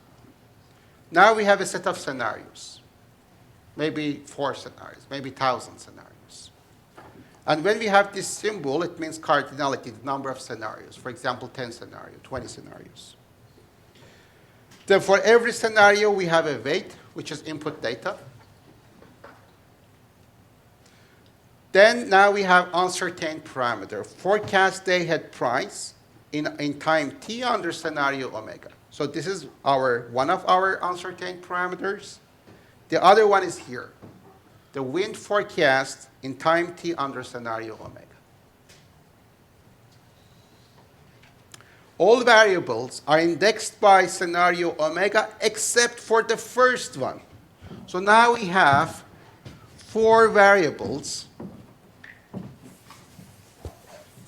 We have 4 variables, p day ahead with index t, not omega. And then we have 3 more variables, delta t omega, delta up t omega, and delta down t omega. Do I need to add omega here? No. This is the first stage variable. So if I have a scenario tree, for example, with 4 scenarios, my decision in the first stage is p day ahead t. It means that for our t, how much power I have to offer in the day ahead market, no matter what scenario will happen. And then I have 3 more variables, which are delta t omega, delta up t omega, and delta down t omega. It says that for every scenario, in every time, how much imbalance I have, either deficit or excess. So on purpose, we have only t here, not omega. First stage variables, second stage variables. Do you all agree? So now the question, can we solve this optimization problem separately for every scenario? Can we? You have a variable here which is not scenario indexed. For all scenarios, if you solve the problem separately for every scenario, then you are not going to have a tree, then you are going to have this problem. For scenario 1, then you have p day ahead t under scenario 1. For scenario 2, then you may have p t omega under scenario 2, which are not necessarily the same. Am I clear? So if you solve the problem for scenarios separately, you can't say that my day ahead price will be the same for all scenarios. So that's why you have to solve the problem for all scenarios together. So this optimization problem is one optimization problem. Is it clear? If you want, you can also write the optimization problem in a bit different way. You can, instead of p day ahead, t, you can write t omega, fine. But then you have to add extra constraint, saying that that variable for different scenarios is the same. So you can add scenario index here, but then you also need to add this constraint. And this constraint is called non-anticipativity constraint. But it's easier to say to remove this constraint and just simply index p day ahead by t without omega. Yes? Is there any reason to do that non-specific? It's the same sense. Mathematically, it's the same. Are you adding more No. variables, right? Not really. No, but if you like to use, okay, out of the context of this course, for example, Bender's decomposition or something like that, it's nice to show it like this. But yeah, good. So we discussed about this. This is the profit and expectation weighted by probabilities. So exactly I discussed. First stage decision is p day ahead in time t without scenario omega. It doesn't mean that it's not scenario aware. No, it is. It is scenario aware, varying all scenarios. And then we have second stage variables that are indexed by omega. Is it clear?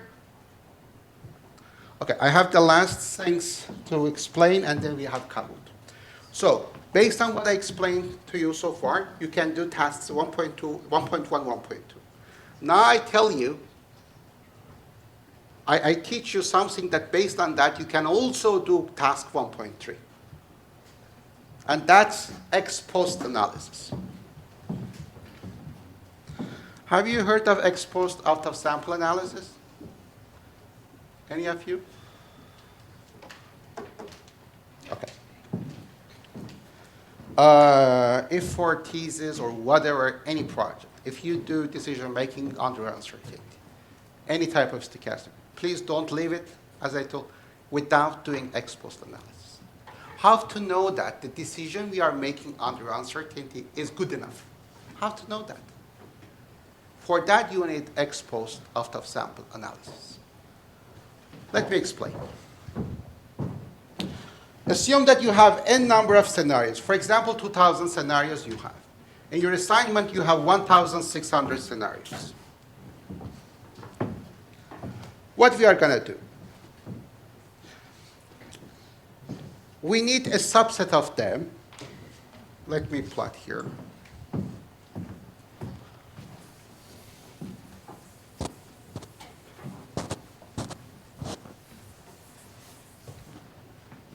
Let's you have a pool of 2,000 scenarios.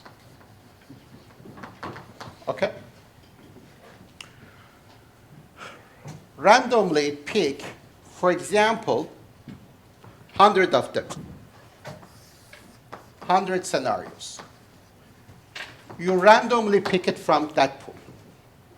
We are going to call them scene scenarios, or in sample scenarios. And then you have 1,900 scenarios that you leave it separately. We can call it out of sample, or you can call it unseen scenarios. I'll tell you why we call it seen, unseen. Based on these scenarios, solve your optimization problem. For example, your bidding problem. For example, this problem. You say I have 1,000 scenarios. They have the same probability of 0.01. Based on this 100 scenarios, I solve my problem. Why we see seen scenarios? Because now your optimization problem will observe these 100 scenarios.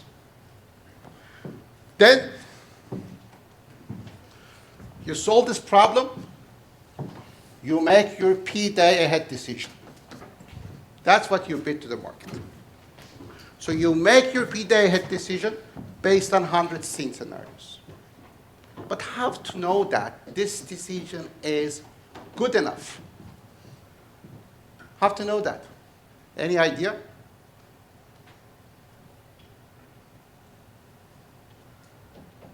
Well, Testing using the 1,900 Very good. series. Exactly. And measure your profit. maybe. Exactly. Exactly. Now what we can say here is as following. For the first scenario here, bring it. For example, under scenario 1, your wind realization is 120 megawatt. Your P day ahead is 100. So you are going to have 20 megawatt deficit. And then for that scenario, you can see what is the system status, what is the balancing price, etc.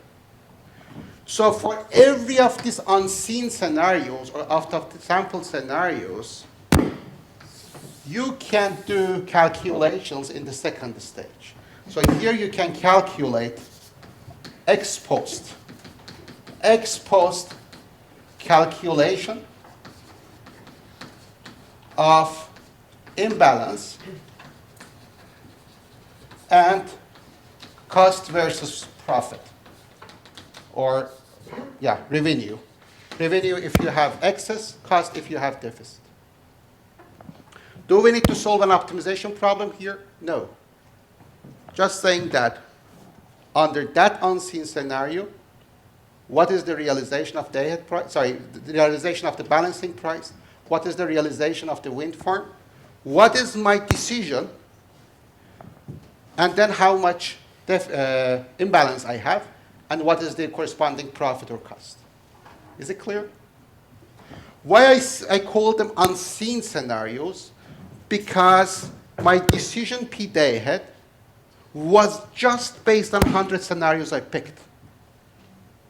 Now I would like to calculate the profits. The optimization problem you solve, it will give you expected profit, the objective function. But that's expected profit in sample based on 100 scenarios. You can compare this profit with the true profit, which is the day-ahead profit here.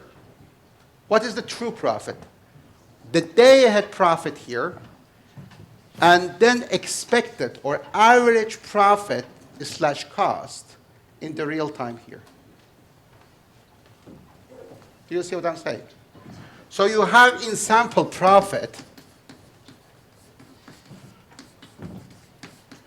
which is day-ahead profit by selling P day ahead. So it's lambda day ahead times P day ahead, plus in sample payoff in real time. So that's your third and second term. But your true or out of sample profit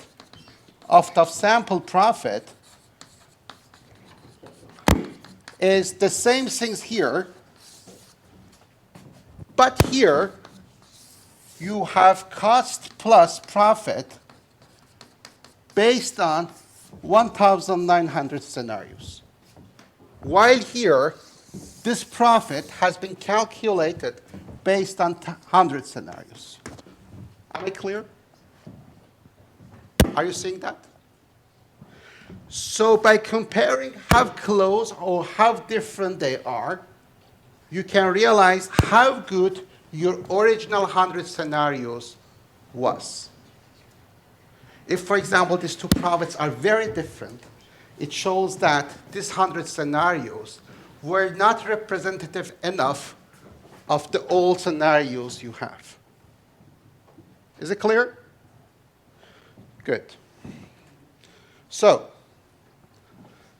you have 100 scenarios unseen, you solve the optimization problem, you have your offer, then you have imbalance and cost for unseen scenarios, and now you have out of sample profit. Clear? Yes? Would it then make sense to do another optimization problem where you maximize or minimize this imbalance. So let's go to the feedback. That's a good question, but we don't want to show our optimization problem, this 1,900 scenarios. We don't want to show that to our optimization problem. Otherwise, our decision is biased. You see what I'm saying?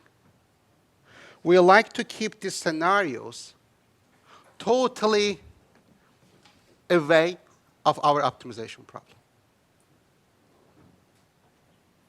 What do you do then when, if you find out the other sample process, like the mismatch is too big, how do you pick, represent this in a way? It's a very good question. We realize these 100 scenarios are not good. These two profits are very different. What to do? But before that question, let me also ask another question. Why this 100 scenarios? Why not the other 100 scenarios? That's why we also need to do cross-validation. Have you heard of that? Cross-validation.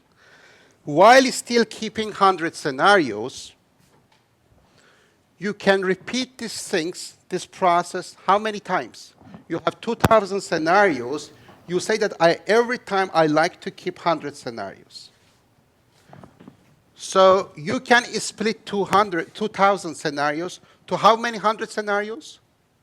20. So you can repeat this process 20 times. Every time, so say that here you have 20 folds of scenarios. So here you have 20 scenarios, 100 scenarios, 100 scenarios. You have 20 folds. So in run number 1, you say, this is my in sample, this is my out of samples. Run number 2, this is my in sample, the other 19 are my out of sample. Why we are doing this? Because we like to make sure that this selected 100 scenarios aren't making our decisions biased to those scenarios. So now our decision will be unbiased to which 100 scenarios we are picking. So I will suggest you compare these two, not in one run, in 20 runs. The average of these values in 20 runs. Then it's 20-fold cross-validation. Now if you realize that still these two profits are very different, it means that the 100 scenarios I'm picking, it's not enough. Increase that number. Maybe you can make it 200 out of sample to 1,800. Then you are not going to have 20-fold, you are going to have what? 10-fold. Is it clear? So you have to do that for two things. To make sure the decision, the quality of your decision is good, 1. 2, to make sure that your decision is not biased to the scenarios you picked. That's your task 1.3. Good luck. Kahoot?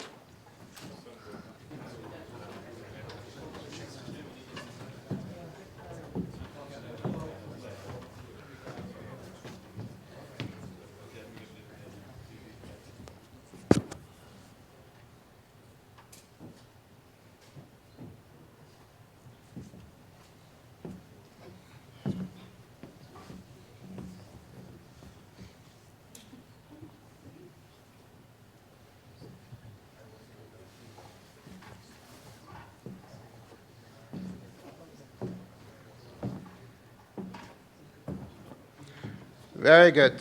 Very good. 74 correct answers. And when a market participant doesn't account for how its bids influence market outcomes to its advantage, that player is price taker. Otherwise, it's price maker or strategic. Price maker and strategic, they are the same things. Vincent is leading. Quiz number 2. Which of the following is wrong?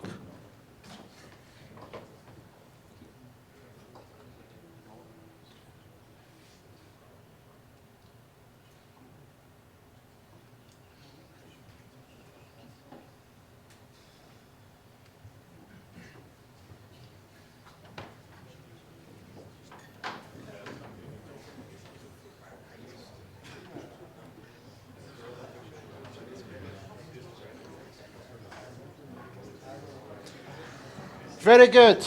Yes, all the three are correct statements. In a perfectly competitive market, every player is a price taker. Correct. A market is perfectly competitive if the number of players grows to infinity. That's correct. In a market with a limited number of players, perfect competition is just an assumption. It's correct. So all of them are correct statements. Cosmos, nice leading. Quiz number 3.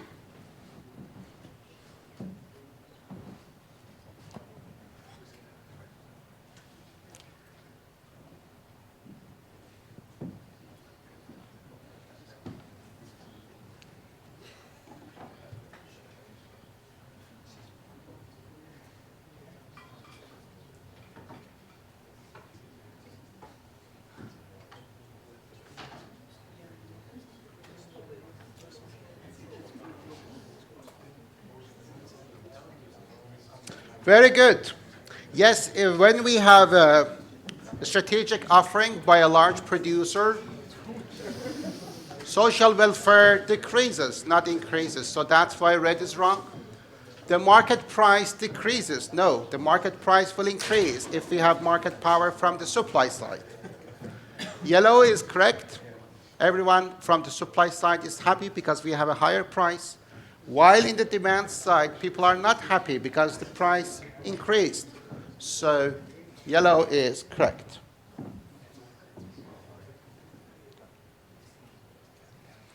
Now bold B is leading. Quiz number 4.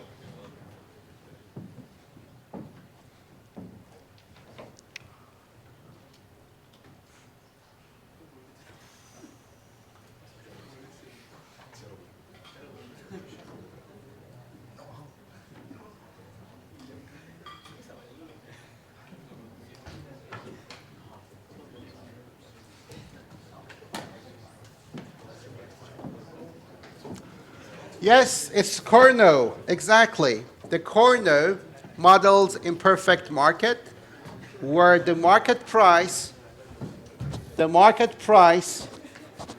is a function of total production. Something like this we had in the slides.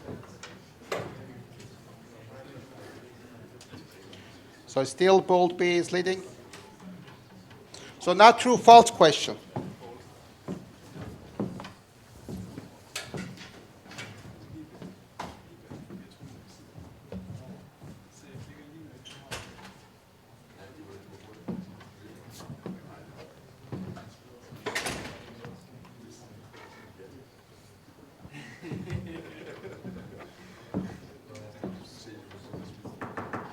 Fantastic. Yes, the answer is true. In a Newsvendor problem, any imbalance in both directions incurs a cost. So it's true. Still bold B leading. Another true or false question.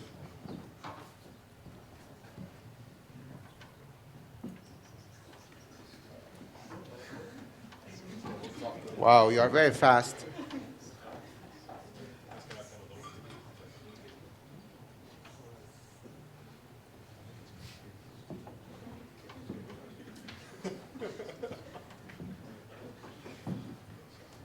Yes, it's a wrong statement.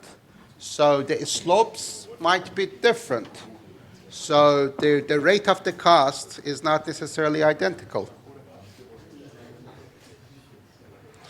So now easy money is leading. Quiz number 7.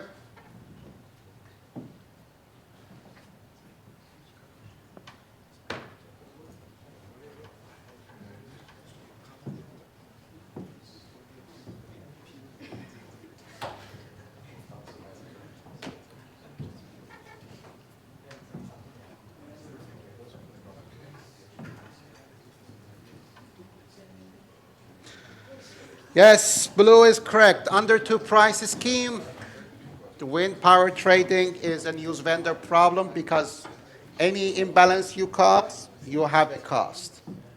It's not the case in one price scheme because you may earn profit, by making imbalance in one price scheme. Bowlby is back. Quiz 8.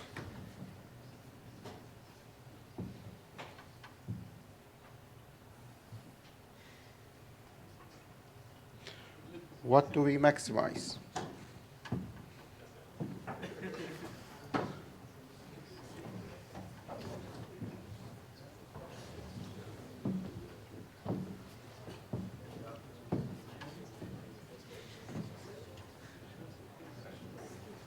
Yes, expected profit, that's what we maximize.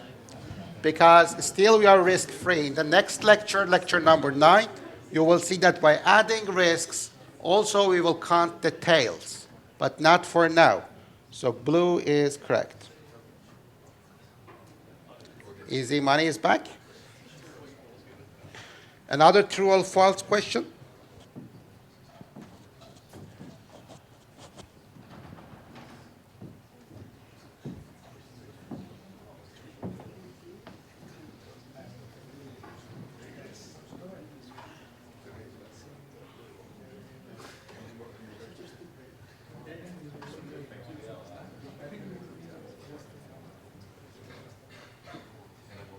Very good. Yes, by ex post out of sample simulation or analysis, we can assess the quality of the offering decision. That's what your task 1.3 will be in your assignment. Easy money is still leading. And the last question, again, true or false?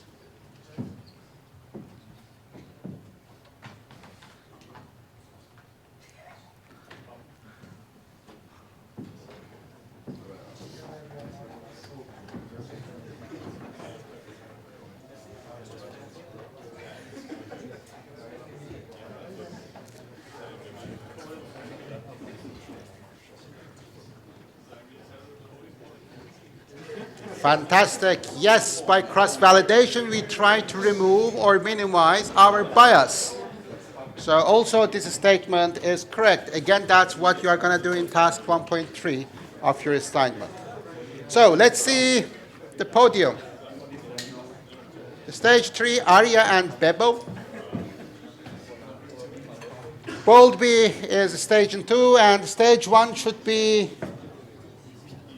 easy money. So, who is our winner? Cool. So what are your names? Arya and Theodor Hilloy. Fantastic. Please write to me to get your 1% extra. Congratulations.